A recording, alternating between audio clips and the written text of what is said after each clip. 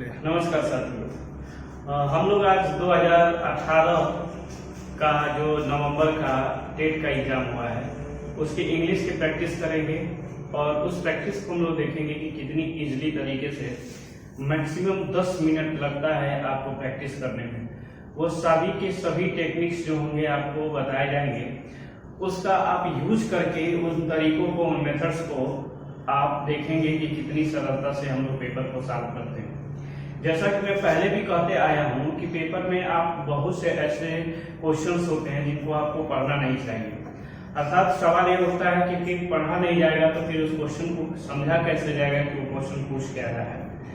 तो हम लोग बातचीत करते हैं कि उस वैसे क्वेश्चन जिनको पढ़ने की जरूरत नहीं पड़ती है उनको केवल ऑप्शन से हल किया जाएगा। फिलहाल हम क्वेश्चन की तरफ रुख करते हैं और जैसे जैसे उस तरीके के क्वेश्चंस हमारे सामने आते जाएंगे हम बातचीत करते जाएंगे। तो चलिए मैं उस क्वेश्चन को लिख रहा हूं और आप उसको समझिए। तो चलिए अब हमारे सामने जो क्वेश्चन आ चुका है जिसमें हम देख पा रहे हैं कि which of the following word is plural. तो देखिए मैं जैसे बोल रहा था कि आपको क्वेश्चन पढ़ने की जरूरत नहीं होगी, तो फिर से ऐसे प्रश्नों को हम ऑप्शन से कैसे देख के समझ जाएंगे। जैसे आपके सामने जो ऑप्शन दिख रहा है इसमें अगर आप देख रहे हैं कि इन चारों ऑप्शन में से एक ऐसा ऑप्शन आपको दिखेगा जो 3 ऑप्शन से भिन्न होगा, यानी डिफरेंट होगा। कहने का सेंस क्या है कि कहीं ना कहीं वो ऑप्शन या तो सिंगुलर दिख रहा है या उनमें से कोई एक प्लूरल दिख रहा है। तो अगर आपको बेसिक समझ है, जो बेसिक एक जानकारियां जो ग्रामर की है वो आपके पास है, तो मुझे नहीं लगता है कि इस सवाल में आपको ये भी पढ़ने की जरूरत था जो 4 सेकंड बर्बाद करने का था कि which of the following word is plural. तो यहां से अब मुझे प्लूरल शब्द को ढूंढना होगा। मैं देखता हूं डॉग। डॉग जो वर्ड है ये है आपका सिंगुलर, इसका जो प्लूरल होगा वह हो जाएगा डॉग्स, यानी इसमें लग जाएगा एस। उसके बाद से मैं देख रहा हूं तो ये वर्ड तो आपका सिंगुलर था तो ये तो होगा नहीं। दूसरा चीज मैं देख रहा हूं फॉक्स।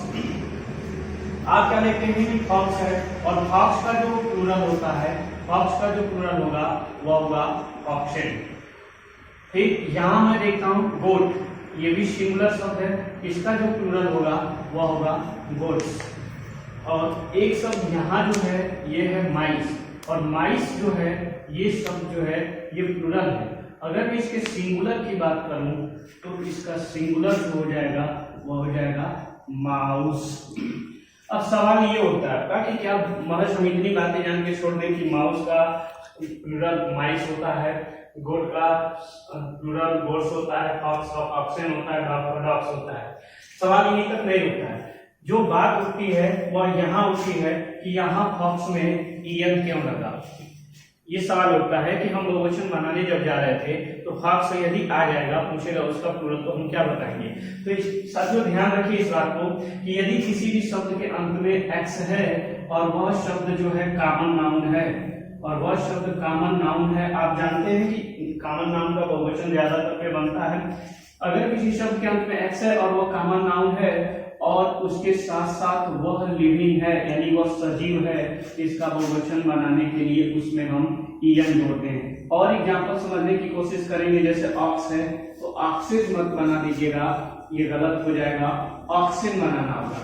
लेकिन अगर मैं देखता हूं एक और कॉमन नाउन ले रहा हूं बॉक्स, तो इसका बॉक्सेन मत बना दीजिएगा, क्योंकि बॉक्स जो है आपका ये नॉन लिविंग है, निर्जीव है, तो इसका हो जाएगा आपका बॉक्सेस। ये करेक्ट होगा और ये वाला पार्ट गलत होगा। तो फिलहाल मैं आगे देखता हूं जो इम्पोर्टेंट यानी तो हमारे क्वेश्चन का जवाब है माउस को लेकर, कि जो माउस है इसका बहुवचन बनाया तो माइस कैसे हुआ। तो माउस का 2 बहुवचन बनता है। एक देखिए, एक माउस का होता है माउसेस, एक होता है माउसेस, और एक माउस जो होता है इसका होता है माइस। तो ये दोनों ही होगा। अब सवाल आपके दिमाग में ये जाएगा कि आखिर किसका माउसेज होगा और किसका माइस होगा। तो देखिए यहाँ से मैं इस शब्द को दिखा पा रहा हूँ कि जो ये माउस है ये नॉन लिविंग है, जो कंप्यूटर में आप अपने लेफ्ट एंड राइट बटन के हेल्प से उसको आगे ड्राइव करते हैं। तो वो तो उस माउस का अगर आप बहुवचन बनाएंगे तो माउसेज होगा। और ये जो चूहा वाला माउस है, जो गणेश भगवान के सवारी वाला जो माउस है, अगर इसका आप देखेंगे तो ये है लिविंग। ये आपको क्या दिख रहा है, ये लिविंग दिख रहा है। अगर इसका आप बहुवचन बना रहे हैं तो ऐसे जितने भी शब्द होंगे जो कॉमन नाउन होंगे और जिनके बीच में ओ यू आ रहा होगा, ओ यू आएगा और अंतिम में एस ई आएगा, तो ओ यू आई में बदल जाएगा और एस ई सी ई में बदल जाएगा। ऐसे शब्द जिनके बीच में ओ यू आए तो उनका बहुवचन बनाएंगे तो आई में बदलेगा और एस ई आए अंतिम में तो सी ई बदलेगा। जैसे मान लीजिए मैं एक और देख रहा हूं,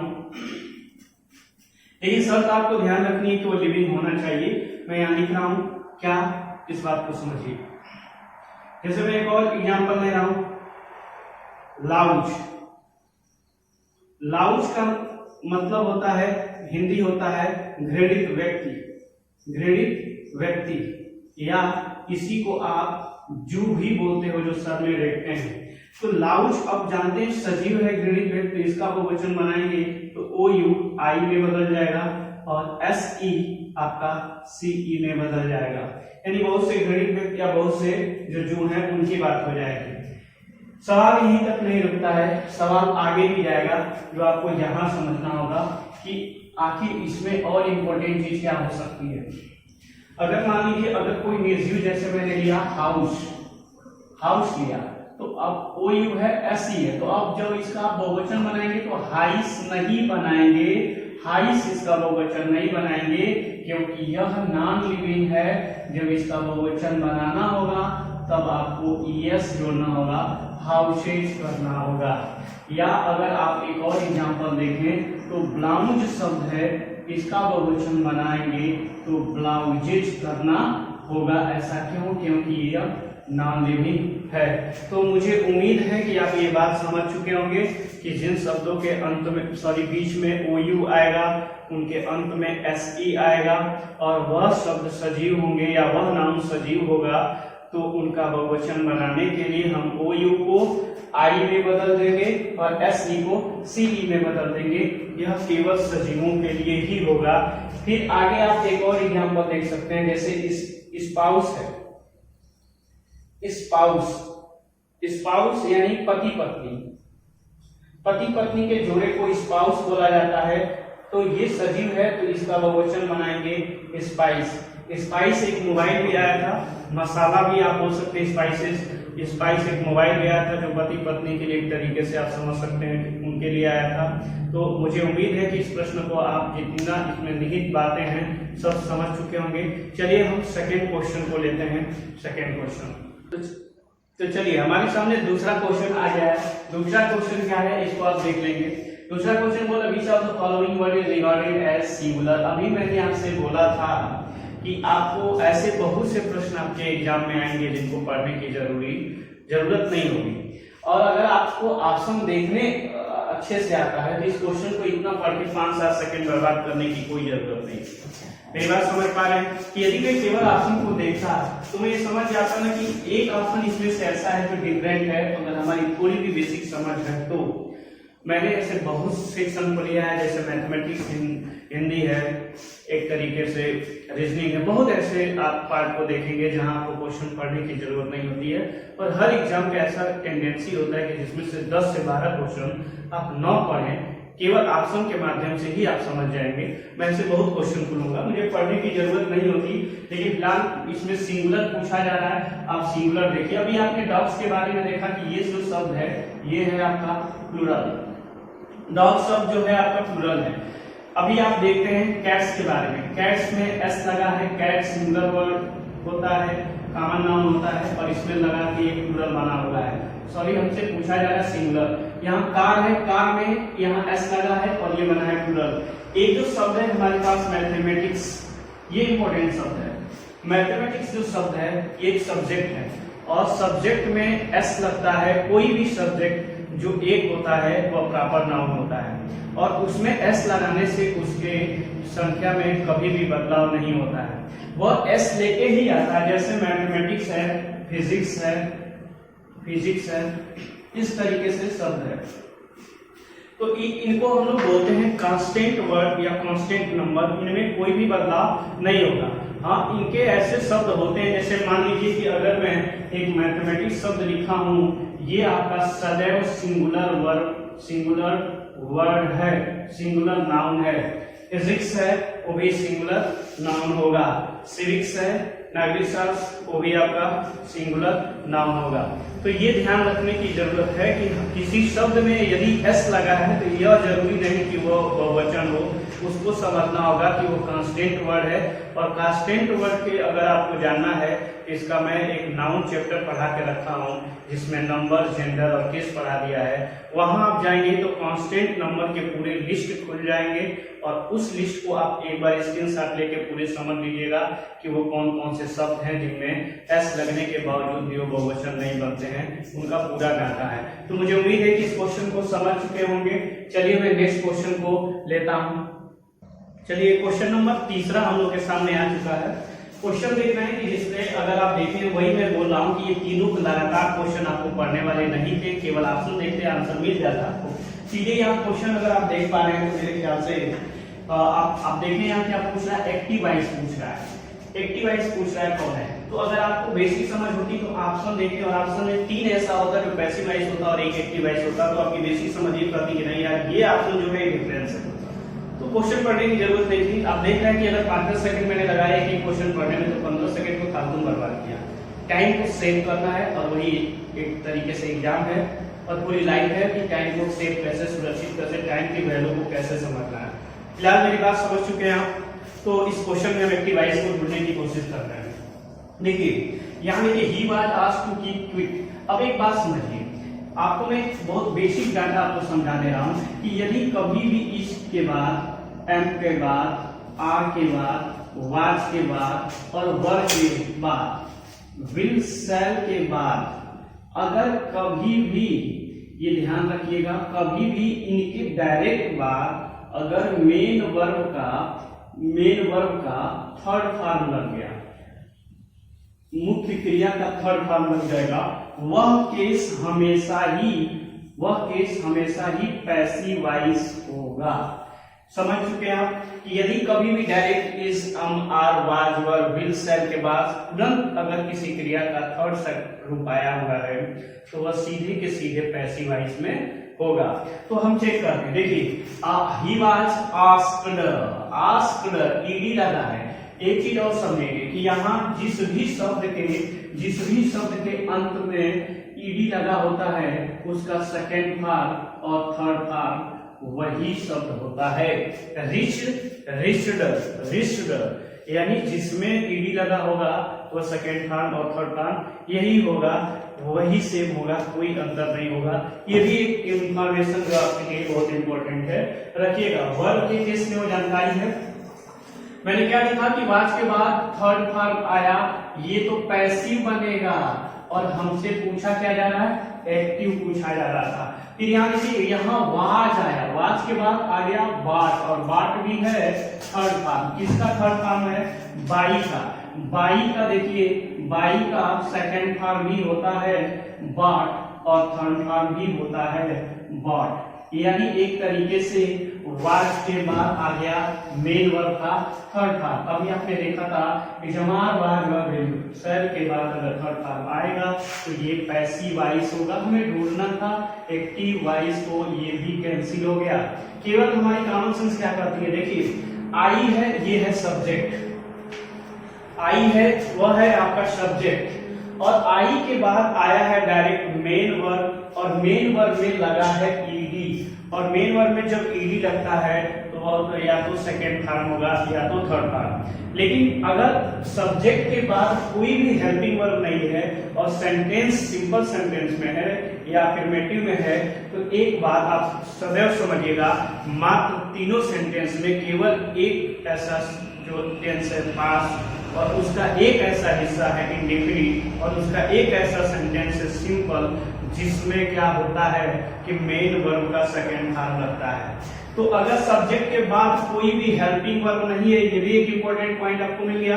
अगर सब्जेक्ट के बाद हेल्पिंग वर्ब नहीं है और मेन वर्ब का सेकेंड फॉर्म लगा है तो सीधे आपको समझ जाना है कि पास्ट इंडेफिनिट का सिंपल सेंटेंस है, पास्ट इंडेफिनिट का सिंपल सेंटेंस है। यानी मैंने देखा आई हुआ आपका सब्जेक्ट, आई हो गया सब्जेक्ट, इसके बाद आया रिक्वेस्टेड, यानी सेकेंड और थर्ड फॉर्म का केस बनेगा, हेल्पिंग वर्ब नहीं था, सेकेंड फॉर्म होगा। और him to come in time, यानी यह वाक्य एक्टिव वॉइस में है, सीधे के सीधे मेरा आंसर हो जाएगा।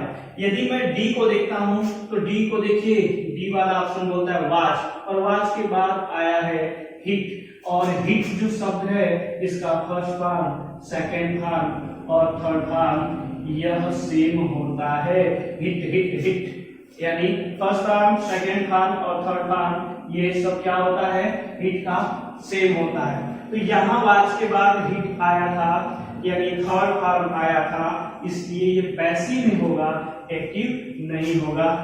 मुझे उम्मीद है कि आपने इस क्वेश्चन की गहराई को समझा होगा। अब मैं लेता हूं इसका नेक्स्ट क्वेश्चन।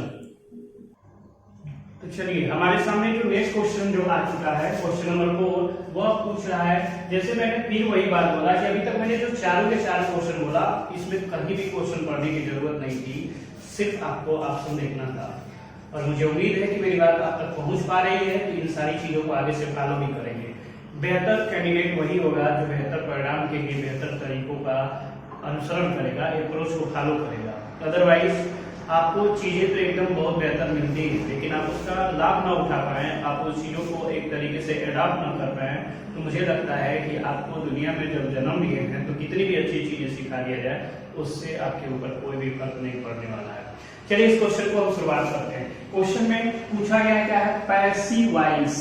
अब क्वेश्चन में पूछा गया पैसिव वॉइस। देखिए, प्लीज माइंड योर बिजनेस। अभी मैंने आपको ठीक इसके पीछे वाले क्वेश्चन में पैसिव वॉइस के बारे में बताया था, क्योंकि वहां पूछा था एक्टिव वॉइस। एक्टिव वॉइस के बारे, पैसिव वॉइस के बारे में मैंने बोला था, यदि वाज, वर, विल, शैल और इज, आर, इनके बाद सीधे डायरेक्ट यदि मेन वर्ब का थर्ड फॉर्म आ जाए, मुख्य क्रिया का थर्ड फॉर्म आ जाए, तो वह केस आपका पैसिव वॉइस होता था। वह केस क्या होता था, एक सेकेंड लगेगा आपको देखने में। देखिए यहाँ प्लीज माइंड योर बिजनेस, ये सेंटेंस इंपरेटिव सेंटेंस है, क्योंकि इसकी शुरुआत प्लीज से हो रही है और मेन वर्ब से शुरुआत हो रही है। प्लीज माइंड योर बिजनेस, अपने बिजनेस पे ध्यान दो भाई। I kept it through out, अभी देखिए केप्ट आ गया है, केप्ट मैंने बोला था अभी, जो आपको ठीक जो पीछे बोला था, यदि सब्जेक्ट के बाद सीधे मेन वर्ब का सेकेंड फॉर्म आ जाएगा, तो वह सेंटेंस आपका एक तौर पे सीधे तरीके से पास्ट इंडेफिनिट का सिंपल हो जाएगा। सीधे पास्ट इंडेफिनिट का सब्जेक्ट और मेन वर्ब का है सेकेंड फॉर्म। देखिए आगे आके हम समझेंगे, कीप जो है फर्स्ट फॉर्म और केप्ट होता है सेकेंड फॉर्म, और थर्ड फॉर्म भी होता है केप्ट। मैं बताऊंगा कि जब किसी शब्द में किसी क्रिया में टी आ जाएगा तो उसका सेकेंड थर्ड फॉर्म कैसे होगा, एक दिन मैं क्रिया पे ही बातचीत करूंगा। अभी यहाँ बात आपको, यानी ये फर्स्ट और सेकेंड दोनों सेंटेंस हो गए आपके एक्टिव वॉइस, तलाश की पैसिव वॉइस की। अब देखिए यहाँ मिला वाच, लगता है बातें हो जाएंगी, और वाच के साथ एक ऐसी क्रिया आई जिसमें लगा था ईडी। अब इसका मतलब ये है थर्ड फॉर्म। अगर was, were, will, shall, is, are के बाद मेन वर्ब का थर्ड फॉर्म आएगा, सीधे पैसिव वॉइस होगा।